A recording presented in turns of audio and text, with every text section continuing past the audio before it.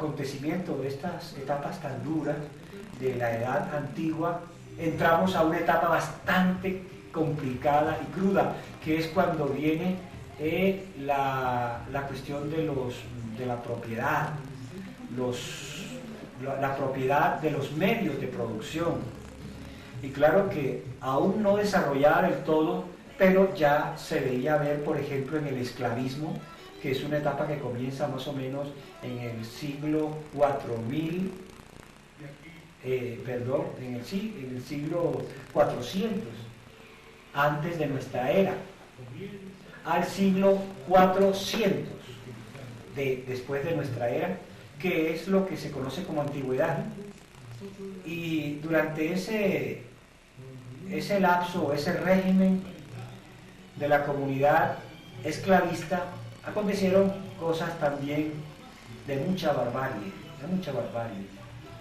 Ya en la época del feudalismo, o sea, hace 400 años aproximadamente, es decir, en el siglo IV de esta era, hace aproximadamente unos 1600 y pico de años, empieza otro nuevo régimen que se llama el régimen feudal. Y ese régimen feudal también, si bien trajo algunos cambios, no fue mayor para las clases menos favorecidas, digamos los que era la monarquía, los clérigos o los monjes y la milicia, o sea, los militares. Ellos eran unos privilegiados, porque tenemos en cuenta que los monarcas son los que rigen los gobiernos de ese entonces, rigieron los gobiernos de ese entonces.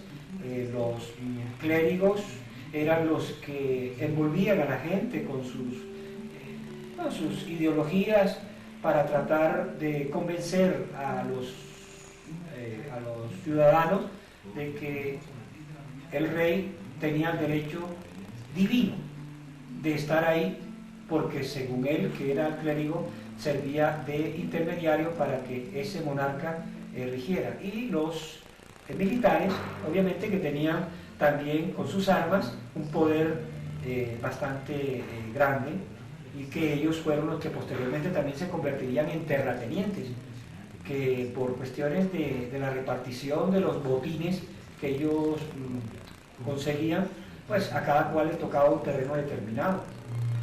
Y fue así conforme muchos de esos grandes generalotes se hicieron a grandes extensiones de tierra, convirtiéndose en terratenientes.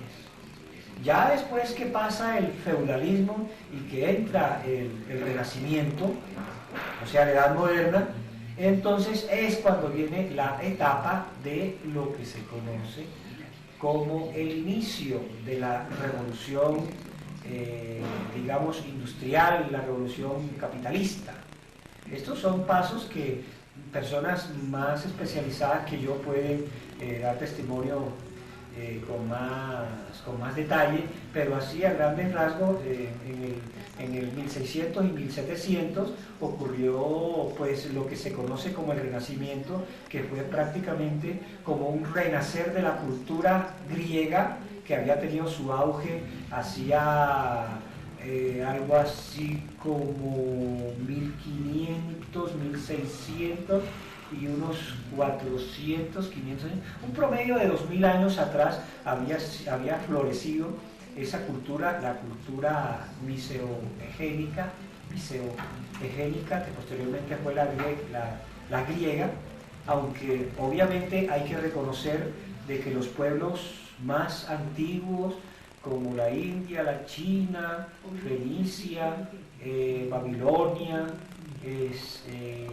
Asiria, y en fin, todos esos pueblos ya habían tenido un desarrollo muchísimo más antiguo.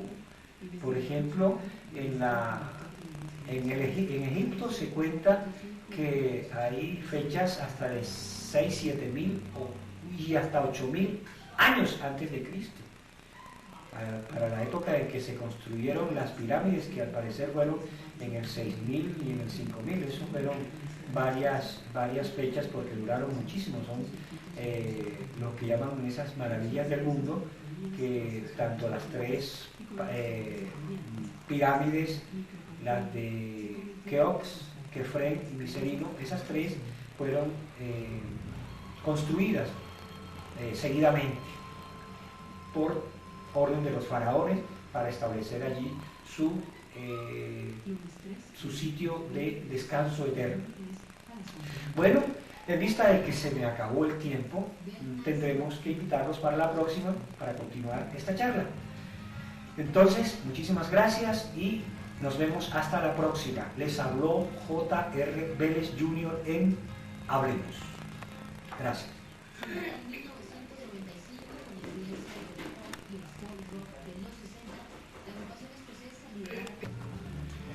Bueno, y nuevamente con ustedes para continuar con esta charla de hablar de verdades.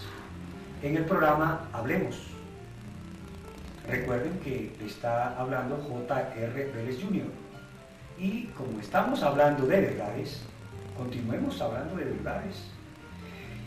En el programa anterior habíamos dicho que la entrada al capitalismo o al primitivo capitalismo se presentó por allá en 1600, 1700 y hasta 1800. Esto varía de acuerdo al país, ¿no? Un país, por ejemplo, se cree que Inglaterra, a pesar de haber encontrado una solución a la industria con el motor de vapor, pues apareció precisamente el impulso de la industria allá, y eso fue lo que después condujo a que existieran obreros, y estos obreros posteriormente a crear sindicatos y a tomarse el poder, aunque esto no se ha conseguido todavía, pero se dice, por ejemplo, que por allá en 1917, en la Unión Rusa Socialista Soviética, dicen que el proletariado fue el que se tomó el poder, pero eso no es cierto, pero sí hay algo de eso. Bueno, de todas maneras, volviendo otra vez a la época de la Revolución Industrial, en esa época, en ese lapso, empezaron a crearse una serie de instituciones como para estructurar lo que era el gobierno de entonces. Pero recordemos que hasta ese momento el periodo era eminentemente, es decir, el gobierno era monárquico, dictatorial, mientras que posteriormente, cuando ya entra la burguesía a tomar parte del poder, empieza entonces a variar esto y a crear unas instituciones ya de carácter un poco más solidario, y las distintas instituciones que existen, ¿no?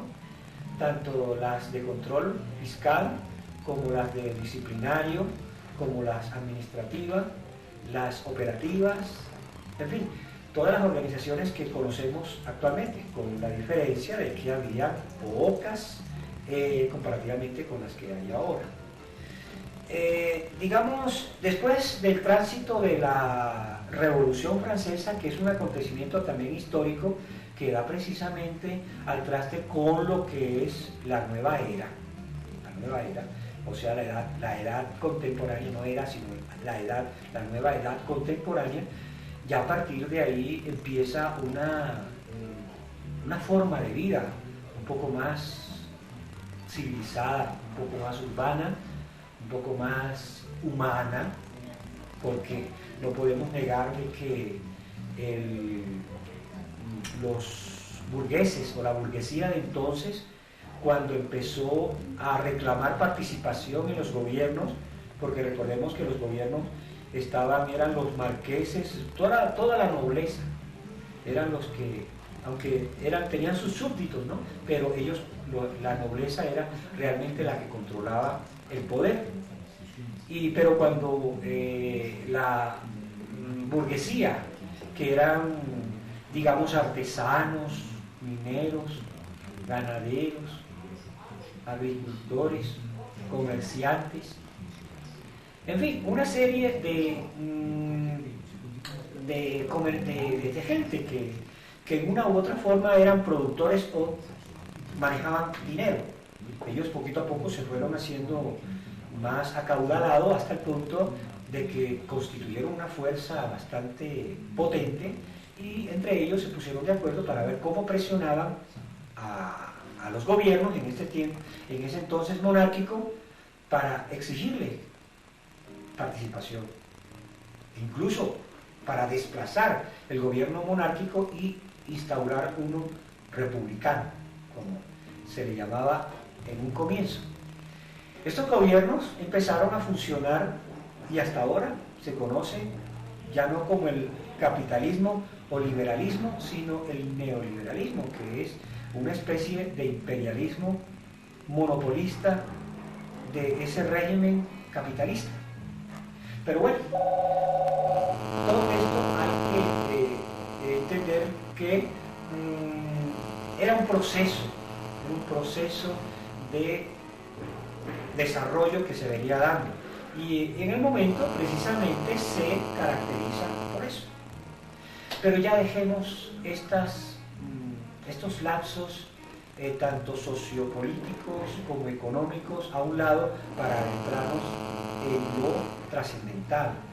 ¿Lo trascendental qué es? A ver, bueno, contemos que a partir de este momento que nos encontramos viviendo en este planeta, donde tenemos un medio ambiente que está siendo depredado, contaminado, que tenemos que recuperar, estamos viviendo en medio de una sociedad convulsionada, gracias precisamente a ese régimen que no permite que la honestidad sea el común denominador. Porque como bien sabemos, todas las personas que están en víspera de heredar en un país como este, podrían perfectamente perder la noción de la dignidad o la rectitud y hasta cometer un delito, con el fin de acelerar precisamente la herencia que le va a favorecer. Entonces todo esto, como ven, no permite de que un régimen capitalista sea el ambiente más propicio para tener los mejores valores humanos.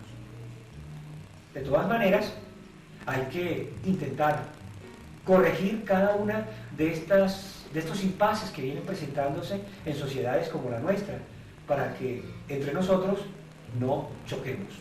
Antes, por el contrario, seamos solidarios para ver si así, unidos, podríamos adelantar tareas que a la postre podrían traernos grandes beneficios. Y en esto sí desempeña un papel importante lo que es la educación. Entonces, si nos detenemos aquí para hacer un análisis de la actual situación, digamos, cosmológica, social, incluso individual, encontramos que hasta el individuo se ve abocado a delinquir, a cometer ilícitos, y no porque lo quiera, sino porque las necesidades lo agobian, las necesidades lo atropellan y lo inducen al delito. Aunque obviamente todos no estamos en este mismo plan. Afortunadamente muchos tenemos medianamente resuelto lo que es la subsistencia, y es así conforme tenemos tiempo de pensar, de analizar, de intervenir, digamos, solidariamente con otras personas que están en la lucha social y que logran, pues, traerle beneficio por defender los derechos de personas, o en este caso de la sociedad en general, que no se reclaman, porque la sociedad, el Estado no está interesado realmente en solucionarle los problemas a los que gobiernan, sino simplemente a mantenerse en el poder. Yo creo que si hacemos un análisis bien detallado de todas esas personas que han llegado al poder, encontramos de que todos ellos, si no están ahí por defender sus propios intereses, están ahí para ver cómo ostentan poder, o cómo se sostienen, o cómo se hacen a unos pesos. Entonces, en este sentido, sí nos encontramos en una encrucijada a sabiendas de que nuestros propios congéneres que se han, digamos, elegido o se han escogido para ubicarnos precisamente ahí, en ese sitio privilegiado como es el del poder, nos hayamos enfrascado mal eligiendo a alguien que únicamente va por sus intereses o por intereses particulares de su grupo. Y eso se ha visto durante toda la vida. Son muy pocos los gobernantes que han venido con buenas intenciones y que no solamente las buenas intenciones, sino que han plasmado en obras lo que ellos han deseado para la humanidad. Y aquí se presenta un caso bastante triste, y es de que generalmente quienes llegan al poder son personas adineradas, personas que pueden tener acceso y que precisamente lo hacen para ver si desde allí defienden los privilegios que han adquirido. Mientras que aquel pobretón que toda la vida ha padecido los abusos de esas mismas instituciones, nunca podrá llegar a acceder, y si llega a acceder, no logrará concretar, digamos, su plan de gobierno. Ya hay ejemplos muy conocidos que gente que no pertenece a las clases privilegiadas han llegado al poder. Los privilegiados les cierran la puerta. Lo que hacen es que, como son propietarios de las empresas, de las industrias, de grandes extensiones de tierra, de los medios de comunicación y de todo esto, entonces por supuesto trancan a aquellos personajes que vienen con buenas intenciones de contribuir a aliviar los problemas de la sociedad. Y entonces es ahí donde vemos que esta clase que no deja de ser corrupta por conservar sus privilegios o por continuar en el poder, y que cuando se los quitan no hacen más sino que torpedear precisamente la gestión de aquellos que no les simpatizan. Y es ahí donde impide de que aquellos personajes que con buenas intenciones llegan a estos niveles de gobierno no puedan conseguir sus objetivos, debido a que hay obstrucciones de por medio muy importantes, como son precisamente la de los que han venido ostentando el poder históricamente. Bueno, y continuando, digamos, con estos elementos que son importantes para entender nuestro mundo, a nuestra sociedad, incluso a nosotros mismos, tendríamos que retomar el tema de la educación. Sabemos que en la vida no podemos sobrevivir hábilmente si no conocemos las cosas. Es decir, el ignorante es una persona que vive tanteando las cosas a ciegas. ¿Por qué? Porque no conoce. Dice un sabio dicho que el que no conoce es como el que no ve. Y aunque esto no es del todo cierto, porque conozco gente que no ven, que conocen más de los que tienen sus órganos completos. Es decir, los ciegos.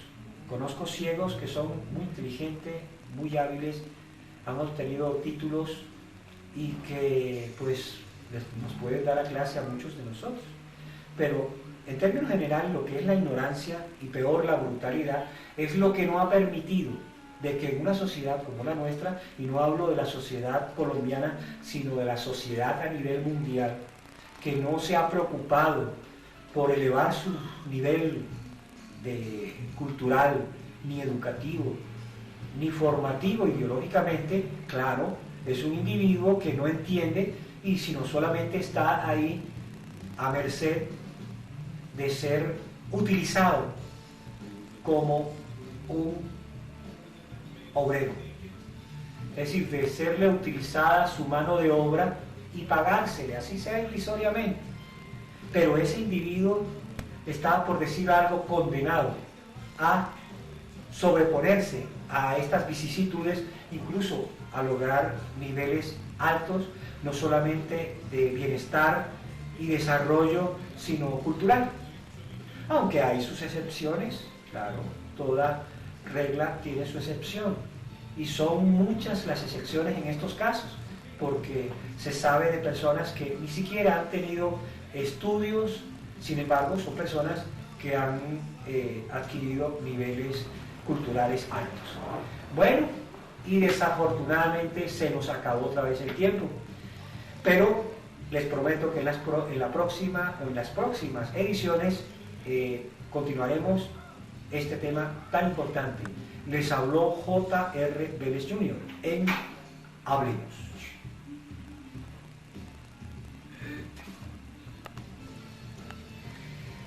Bueno, otra vez con ustedes para presentarles otro programa de Hablemos. Recuerden que soy J.R. Vélez Jr. y como hablamos o estamos hablando de todo en el sentido, sobre todo de verdades, continuaremos con las verdades. Bueno, aquí habría que, digamos, extenderse un poco en esto de la participación ciudadana, porque notamos que en nuestra sociedad es muy poca la gente que tiene conciencia de que está viviendo en un conglomerado y que necesariamente tiene que ponerse de acuerdo con ellos para emprender una lucha o una cooperación para conseguir los triunfos que queremos, porque todo tenemos que hacerlo unificadamente. Hay mucho individualismo en este mundo y esto nos lo ha enseñado precisamente el capitalismo. El capitalismo es un régimen, desafortunadamente, que ayuda a crear una mentalidad muy personalista y que a punta de codazos podemos llevarnos a cualquiera de por medio, porque solamente en el régimen capitalista interesa el yo. Primero yo, segundo yo, después yo y después los míos. Pero fíjense para que vean, toda esa riqueza acumulada en pocas personas es precisamente el sinónimo de esto que estoy diciendo, que hay tanta ambición en el ser humano que quiere apoderarse de todo, quiere ser el dueño de todo. Y esto es precisamente las enseñanzas, las grandes enseñanzas que nos ha dejado este régimen. Mientras que los regímenes colectivistas, que ese apenas es natural. ¿A quién no le gusta tener amistades? Y tener el mayor número de amistades es mucho mejor, ¿cierto? Y si todos ellos se portan bien con uno y uno se porta bien con ellos, tengámoslo por seguro de que todas estas personas viviremos felices, ¿cierto? Es exactamente los regímenes socialistas, que permiten de que todos tengan las mismas opciones, sea el verdadero régimen democrático, todos con las mismas opciones. Claro está que dependiendo de la capacidad, el esfuerzo, el sacrificio, llámelo como quiera, de cada persona, asimismo tendrá su beneficio. Pero no en regímenes como estos, donde los que trabajan nunca tienen dinero. ¿O conoce usted a alguien que honestamente haya trabajado y haya tenido dinero? Pues sí, es posible, pero es una minoría comparativamente con la gran mayoría. Porque si el trabajo generara riqueza, pues todos los obreros fueran riquísimos. Y aquellos que no trabajan, ya sabemos quiénes son, los llamados ejecutivos, los grandes capitalistas, no trabajan, sin embargo son los que más tienen. Esto es precisamente parte del desequilibrio y de las contradicciones que se ven en regímenes como este. Bueno, pero digamos, no traigamos a cuento cosas desagradables, porque no podemos, digamos, culpar al rico por ser rico, ni al pobre por ser rico, ni por ser pobre. Ellos, cada uno tiene su condición dependiendo, ya sea si han heredado, si han robado, si se han ganado una lotería, si han trabajado suficientemente, lo que sea. Pero de todas maneras, lo que aquí hay que señalar es esa indiferencia que hay del potentado, porque supuestamente posee todo. Cree que por tener riqueza ya no necesita más nada. Y fíjense que está muy equivocado. Está muy equivocado por varias razones. Y igual ocurre con el pobre. El pobre está detrás de suplir sus necesidades, que no tiene tiempo ni de pensar, ni de descansar, mientras que otros tienen demasiado tiempo. Entonces, esas diferencias enormes que se ven en estos regímenes son lo que da tristeza analizar, pero de todas maneras hay que ponerlos en tela de juicio para ver si algún día aquel que tiene, hombre, logre ser un poco condescendiente con el que no tiene, y asimismo el que no tiene, hombre, que procure mantener niveles de consecución que le permita un mejor estar, pero que no se vaya a tirar lo poco que gasta en cerveza, en trago, en parrandas, en viajes, en paseos, en fin.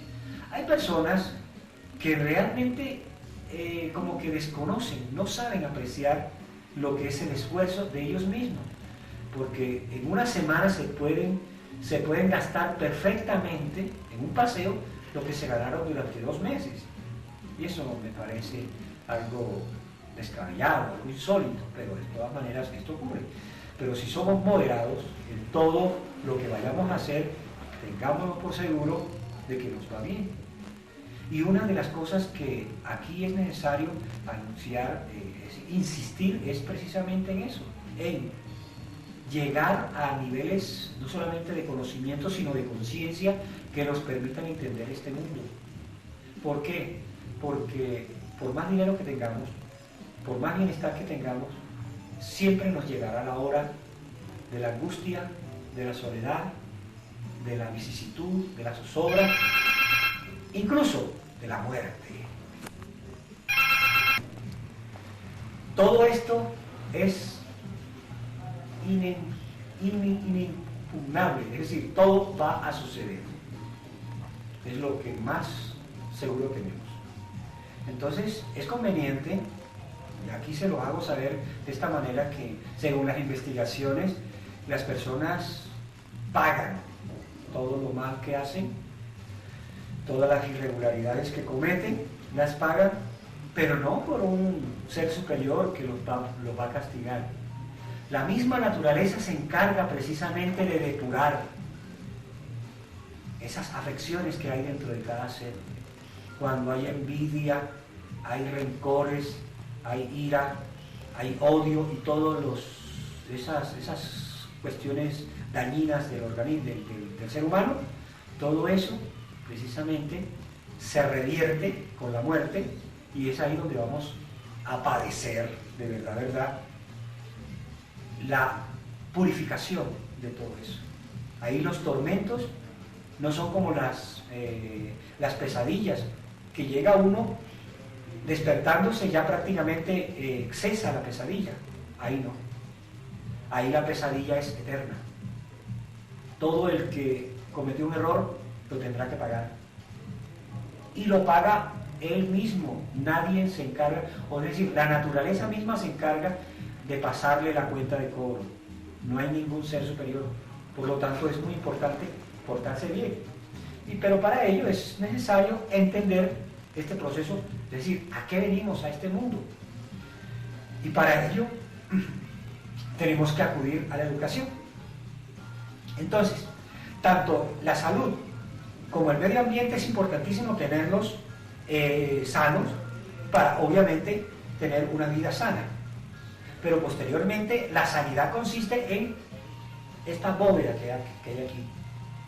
Incluirle los mejores elementos de juicio para tener una oportunidad de tener un criterio definido, saber escudriñar las cosas, saber, digamos, llegar donde debemos llegar, como para no extendernos demasiado.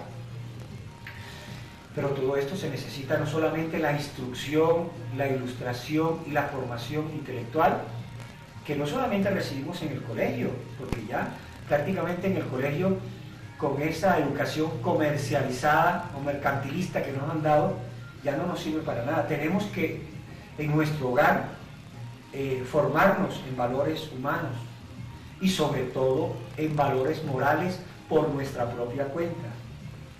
Yo creo que el esfuerzo más grande es el que hace la voluntad de cada cual para doblegarse y doblegar las malas costumbres y hacerse cada día mejor. Porque ese precisamente es el fin o el propósito de esta vida, es ir superándose cada día más. Nosotros tenemos que convencernos que cada día tenemos que ser mejores y no lo contrario. Por ahí vemos personas que cada día son peores, cada día se hacen más delincuentes, cada día son más asesinos, cada día son más chismosos, cada día son peores. Esto da tristeza. No se sabe si es que a esas personas les pusieron el cerebro al revés o es que definitivamente son fáciles de contaminar. Entonces, en este sentido, yo llamaría a la reflexión de todas aquellas personas que han descuidado no solamente su dignidad, sino su grandeza. El ser humano es prácticamente el Dios de este mundo, solo que en potencia, porque ese ser humano hay que instruirlo, educarlo, formarlo, es decir, elevarlo a su más alta expresión en materia intelectual y física, porque también hay que cuidar la parte física, y no solamente el medio ambiente donde nos movemos, sino internamente, con la alimentación. Y esto pues es una cosa bastante delicada en una sociedad como esta, donde la comida más usual es la comida chatarra, es la comida que le daña el estómago, que daña la salud. Y por supuesto aquellas personas que tienen las precauciones de no hacer malas combinaciones, de no comer cosas dañinas, de no comer cosas que pues le vayan a perjudicar, esas personas poquito a poco van evitando deteriorarse y llegar a la enfermedad con tanta rapidez. Aunque obviamente todos vamos a enfermarnos porque el desgaste físico nos lleva a ello. Como dicen por ahí, los años no vienen solos. Entonces ese desgaste lo vamos a tener y que de todas maneras vamos a llegar donde todos tenemos que llegar, y es a entregar este equipo a la naturaleza para decir chao. Pero bueno, como de todas maneras en nosotros está el que seamos buenos, malos, grandes, pequeños, en sentido de conquista. Todo esto pues obviamente depende de nosotros. Pero aquí tenemos que traer a cuento tres ingredientes importantes que son exactamente los componentes integrales de cada ser. Y es su sensibilidad, que es el cuerpo, que sabemos que son las antenas receptoras tanto de vista, oído, olfato, tacto y gusto. Todo esto son las antenas receptoras con el medio ambiente, por eso podemos entrar en contacto con el mundo y con la sociedad a través de estos sentidos. Pero hay otro que está internamente y está alojado aquí, que se llama cerebro, que es la máxima expresión de desarrollo de la materia, donde se generan los pensamientos a través de impulsos químicos y eléctricos. Se generan los pensamientos que nos llevan a la concientización, que es precisamente la integración con el todo, o sea, el comprender dónde nos encontramos y podernos y que se nos facilite esa integración con ese todo. Entonces, este cerebro, que es el que discierne, el que razona, el que decide, es el segundo elemento de los tres que hablé, que son parte de la integridad. Y el tercero, y el decisivo, que es prácticamente como si fuera el timón de nuestro destino, se llama voluntad. La voluntad o la volitilidad es precisamente esa, la que rige nuestro destino. Y aquí, con este tema de la voluntad, cerramos por hoy nuestro programa, porque pues se nos acabó el tiempo. Ya saben, les habló J.R. Vélez Jr. en su programa Hablemos. Hasta entonces. Gracias.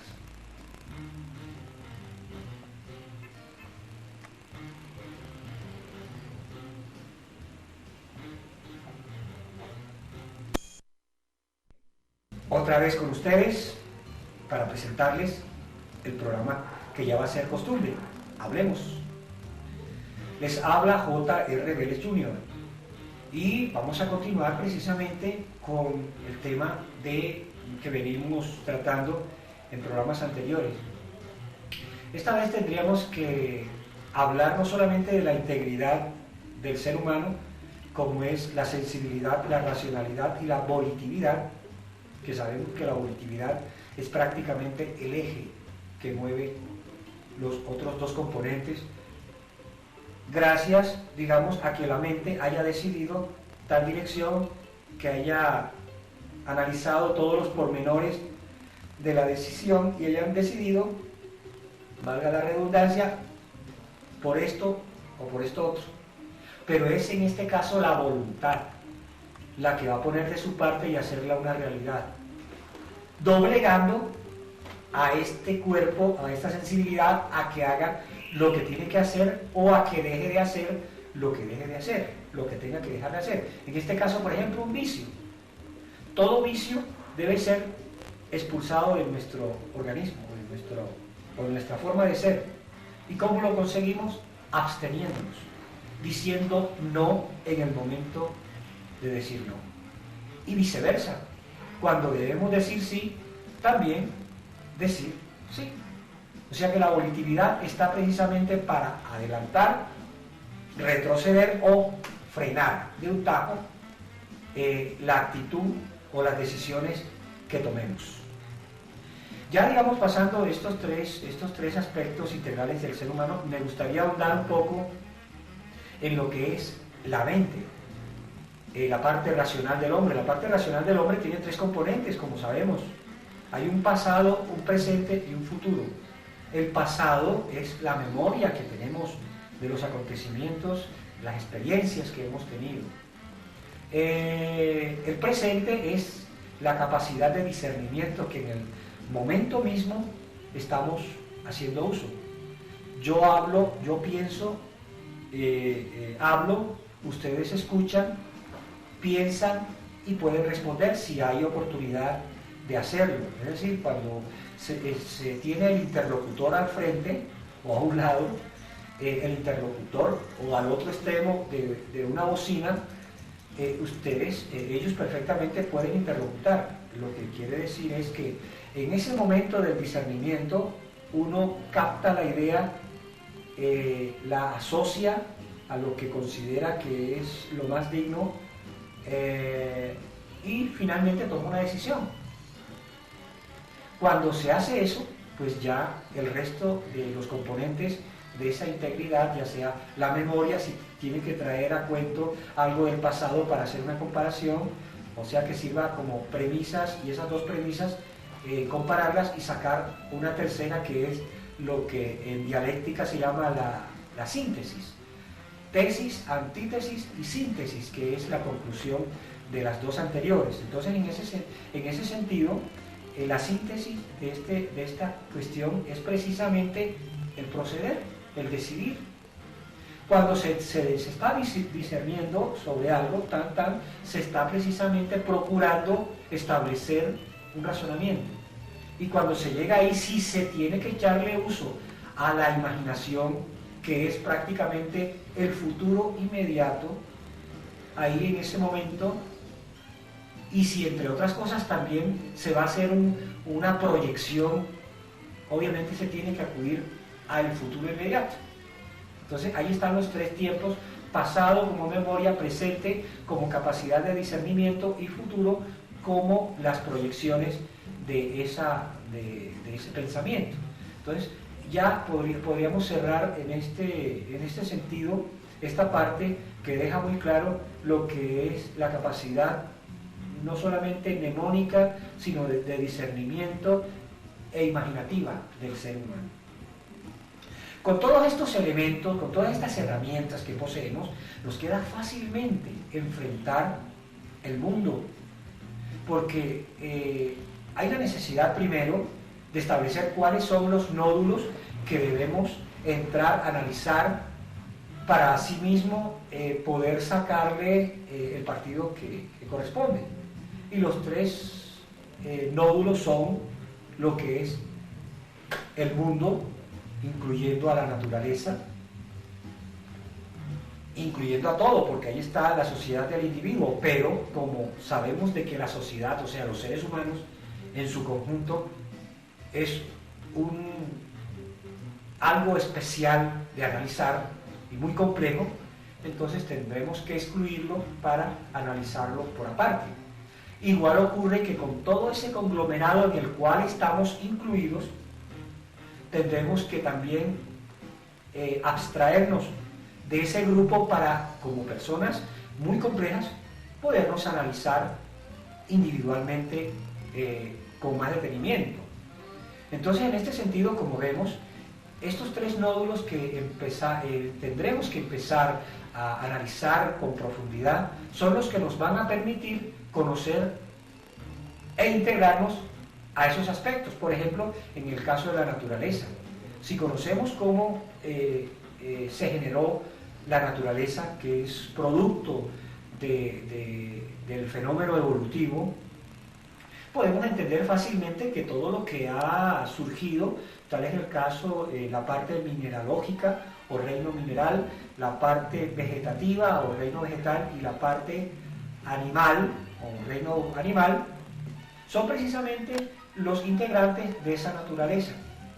Por lo tanto, debemos cuidarla porque son prácticamente nuestros primos, tanto cercanos como lejanos. En este caso, los animales serían unos primos cercanos y las plantas, que son otros seres vivos, serían como los parientes más lejanos. Pero aún así, son nuestros parientes, nuestros congéneres en materia de vida. Y obviamente tenemos que vernos representados en ellos, por lo tanto, si no queremos atentar contra nuestra vida, no debemos atentar contra los demás. Ahí incluye las plantas y los animales. Y el medio ambiente, porque el medio ambiente está conformado por agua y el aire, que no debemos contaminar porque de ahí depende la salud, no solamente de nuestras generaciones, sino de las generaciones futuras.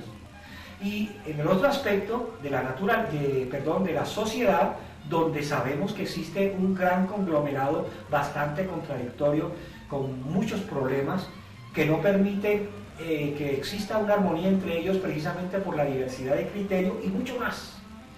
Aquella proliferación de religiones y de sectas religiosas, donde pues a pesar, esto hay que recalcarlo, a pesar de que todos están bebiendo de la misma fuente como es ese libro que se conoce como la Biblia, cada uno le da una interpretación diferente y asimismo se han creado